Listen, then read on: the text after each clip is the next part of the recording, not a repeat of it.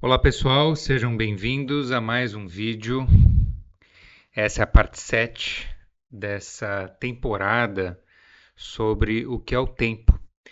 Queria mais uma vez, como sempre, agradecer todo mundo que está assistindo, comentando, se inscrevendo. Se você ainda não se inscreveu, se inscreva para não perder nenhum vídeo e ficar ligado no que a gente está tratando aqui. Bom, dando continuidade ao que é o tempo. Tem sido um desafio muito grande tratar desse assunto e eu ainda estou na primeira síntese do tempo. Existem 3 sínteses do tempo, segundo Deleuze, para explicar o tempo, elas são necessárias para explicar o que é o tempo, e eu ainda estou na primeira e pretendo ficar ainda mais algum tempo. Isso tem sido bastante desafiador para mim, trabalhar essa primeira síntese. É muito complexo, mas tem sido muito gratificante ao mesmo tempo e muito enriquecedor. Na aula anterior, então, só para recapitular, a gente falou sobre o sistema sensório-motor, que é uma das coisas que surgem na medida em que emerge o sujeito ativo a partir da criação do tempo presente ou das condições de duração do tempo por meio da introdução do sujeito passivo. Então surge a duração do tempo presente, o tempo orgânico, e isso tem decorrências. Uma das decorrências é o surgimento do sujeito ativo e do espaço-tempo. E agora a gente está tratando do sujeito ativo. O sujeito ativo, por sua vez, tem também outras decorrências, que é justamente o surgimento do esquema sensório-motor. Bom, então, sobre o sistema sensório-motor, como comentamos na última aula, ele é importante porque ele vai, então, dar as condições para a vivência do momento presente. Então, o momento presente equivale à consciência das sensações e dos movimentos proporcionados pelo sistema sensório-motor. Então, é a partir desta percepção proporcionada pelo sistema sensório-motor que nós vamos ter a percepção do presente, do momento presente, e vamos ter aquilo que nós chamamos de percepção do tempo, convencionalmente falando, tá? Depois a gente vai ver que existem outras formas de perceber o tempo, mas aí a gente já vai estar em outra síntese do tempo. Então, o momento presente é constituído não só pelo hábito das contrações, mas também pelo hábito do sistema sensório-motor. E a interação do sistema sensório-motor com o ambiente confere a presença ou fenomenalidade. Aí já é uma contribuição do Kevin O'Regan, que é um estudioso da consciência que nós comentamos na aula anterior. Então, a gente vê realmente, mais uma vez, se explicando essa síntese do hábito, por que se chama assim, a importância do Bergson para a explicação do presente, da duração, e o sistema sensório-motor, ele tendo uma continuidade nas suas aplicações, que remontam a Bergson, que é do final do século XIX, mas isso aparecendo no século XXI, com Kevin O'Regan, como eu comentei para vocês. Mas, além do sistema sensório-motor, com o surgimento do sujeito ativo, também tem o surgimento das faculdades ativas do sujeito ativo. São essas faculdades convencionais que, como eu falei, vão permitir essa experiência do tempo presente, e, além delas, existem outras faculdades, que são faculdades transcendentes, que aí já entram em outra síntese do tempo. Mas as faculdades ativas são, vamos dizer assim, um outro conjunto de atribuições que o sujeito ativo tem junto com o sistema sensório-motor, que vão fazer parte e vão permitir essa experiência do tempo. E aqui, quando a gente fala de faculdades ativas, isso me remonta a uma ideia que é justamente relacionada a esse recorte do eu, ou essa fenda do eu, e me faz retomar essa divisão que existe entre o eu passivo e o ativo, sujeito passivo, sujeito ativo, é a mesma coisa. Deleuze utiliza as duas denominações para falar sobre a mesma coisa. E aqui mais um aspecto interessante surge relacionado ao tempo, quando nós verificamos o surgimento das faculdades ativas do sujeito ativo, das faculdades convencionais do sujeito ativo. Mais um aspecto interessante surge porque nós percebemos com maior clareza essa divisão do eu, ou seja, existe um eu que ele está dividido em dois, o eu passivo e o eu ativo. E isso mostra um outro aspecto do tempo que eu queria enfatizar aqui com vocês na aula de hoje. Porque o que vai recortar esse eu ao meio, esse cogito, que a princípio era um cogito, nós vamos falar mais sobre isso mais à frente. Quando Descartes ele identifica o sujeito, essa é a grande inovação trazida pelo pensamento de Descartes que inaugura a modernidade, ou que dá início à modernidade, é um dos grandes avanços que caracterizam a modernidade, o surgimento do sujeito. Descartes identifica um eu, apenas um eu, um cogito, um eu que pensa, e separa esse cogito da matéria, que ele chama de matéria extensa. Né? Então, de um lado tem o cogito, um eu que pensa, e de outro lado tem o mundo físico. Mas, na verdade, quando nós estudamos Deleuze, nós verificamos dois eus, dois sujeitos, um eu passivo e um eu ativo. Então, o que separa esses eus? Existe algo que vai gerar uma diferenciação, uma separação entre esses dois eus. Entre um eu que é um sujeito ativo, que tem suas faculdades ativas, de um lado, e um eu que é o sujeito passivo, que tem também suas faculdades que são próprias, que lhe são próprias, que são transcendentes, e nós vamos ver isso quando entrarmos nas próximas sínteses. Mas eu quero aproveitar essa oportunidade para falar um pouco mais sobre essa fenda do eu. Porque essa fenda do eu, o que separa esses eus, esse eu que inicialmente foi concebido como integrado, o que separa esse eu em dois é o tempo. Especificamente o espaço-tempo, ou seja, a inserção de um eu, que é o sujeito ativo, no espaço-tempo, e a colocação do eu passivo ou do sujeito passivo fora desse espaço-tempo. E aqui eu trago essa analogia da larva, da mosca, todo esse processo de metamorfose que acontece da larva até a mosca, passando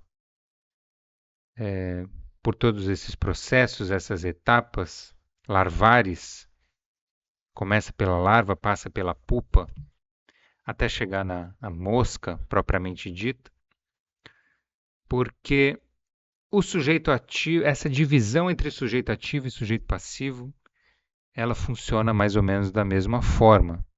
Imaginemos que essa larva e essa pupa representam a passividade do sujeito. Até por isso, Cláudio Piano, quando ele vai tratar do sujeito passivo, ele utiliza essa denominação de eu larvar. Quando ele vai explicar Plotino, por exemplo, a contemplação, que é uma das categorias utilizadas por Plotino. Tem vídeo aqui no canal falando sobre isso. Quando ele vai falar da essência metafísica. Mas o que separa a mosca desse processo ou desse estágio que começa na larva, passa pela pupa até chegar na mosca, é justamente o espaço-tempo. A criação do espaço-tempo. Então é como se houvesse uma linha que recortasse esses dois estágios, sendo a mosca a representação do sujeito ativo e essa etapa antes da mosca, a representação do sujeito passivo. E essa divisão se dá com o surgimento do espaço-tempo. Então eu queria, na aula de hoje, trabalhar um pouco o que é essa noção de estar fora do espaço-tempo. Porque as faculdades ativas, elas geralmente, a contribuição kantiana, elas são entendidas como algo transcendentes, ou seja, fora do espaço-tempo, se dão de uma maneira que não se insere nesse esquema do espaço-tempo. E Deleuze vai mostrar que, na verdade, isso ainda não é a transcendência ou a transcendentalidade propriamente dita. A transcendentalidade ela vai se encontrar nas singularidades e não nas faculdades ativas ou nas faculdades do sujeito ativo. Então, esse é um ponto muito importante da gente entender o que realmente significa estar fora do espaço-tempo. E nós vamos verificar que as faculdades ativas não são algo que estão fora do espaço-tempo, elas estão dentro do espaço-tempo. E o que está fora do espaço-tempo é o sujeito passivo, como nós já comentamos. Então eu vou trazer alguns exemplos do que é estar fora do espaço-tempo. Eu trago 4 exemplos aqui. O primeiro exemplo é o que é chamado de singularidade. O que ocorre dentro dos buracos negros. E aqui eu trago algumas fotos, né? A primeira foto de um buraco negro supermassivo que foi tirada em 2019, uma foto recente. E a primeira foto do buraco negro do centro, que está no centro da nossa galáxia, a Via Láctea. Essa foto é de 2022. Então vejam como essas descobertas elas são super recentes. E teoricamente, os físicos, os cientistas especulam que dentro do buraco negro, essa especulação já é mais antiga, já é bem mais antiga, ocorre uma singularidade e essa singularidade ela é uma quebra dessa noção de espaço-tempo. Ali o espaço-tempo não existe.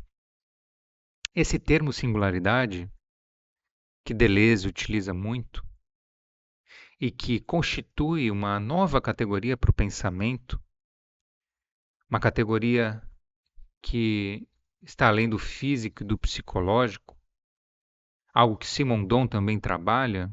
Esse termo, na verdade, se eu não estou enganado, ele foi cunhado pelo Roger Penrose, que é um dos grandes físicos da atualidade, um gênio e um grande estudioso da consciência. Se não me engano, lá pela década de 60, 70, ele vai propor esse termo para explicar esses acontecimentos dentro dos buracos negros. E aqui existe uma formalização numa tentativa de explicar o que acontece dentro do buraco negro. Essa formalização da holografia quântica, foi proposta em 1997. Então, a formalização matemática rigorosa, em que descreve um acontecimento que não tem o espaço-tempo como algo fundamental, que não emerge do espaço-tempo, mas que tem o espaço-tempo como uma decorrência desse acontecimento. Olha só que interessante, é por isso que a categoria das singularidades é fundamental, ela não pode ser esquecida e jamais abandonada. Porque como explicar um acontecimento desse se você não tiver uma categoria da singularidade? Simplesmente impossível, porque o espaço-tempo não é algo fundamental. É uma decorrência desse acontecimento. Um outro achado também que demonstra que o espaço-tempo não é fundamental, mas uma decorrência de um determinado acontecimento, é isso que é chamado de geometria positiva. A exemplo do amplituhidron.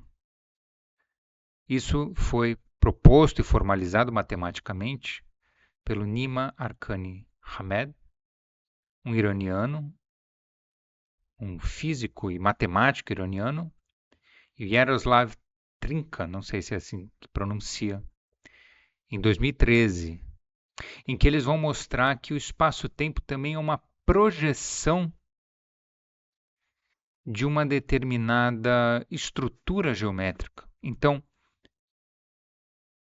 essas estruturas geométricas, elas não aparecem num espaço-tempo ou num plano cartesiano, não são extensões que decorrem de um plano cartesiano, mas é o contrário, o espaço-tempo são projeções dessas figuras geométricas. Há uma inversão. E essas geometrias positivas, elas surgem nesses experimentos realizados,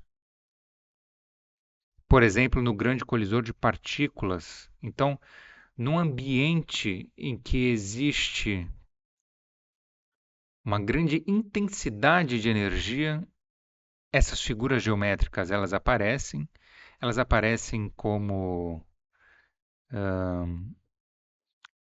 superfícies, não são pontos num plano cartesiano, são dinâmicas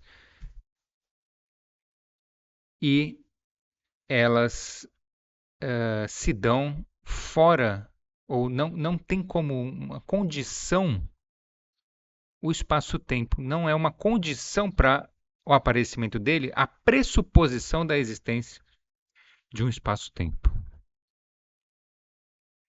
Um outro exemplo é a superposição e entrelaçamento quântico.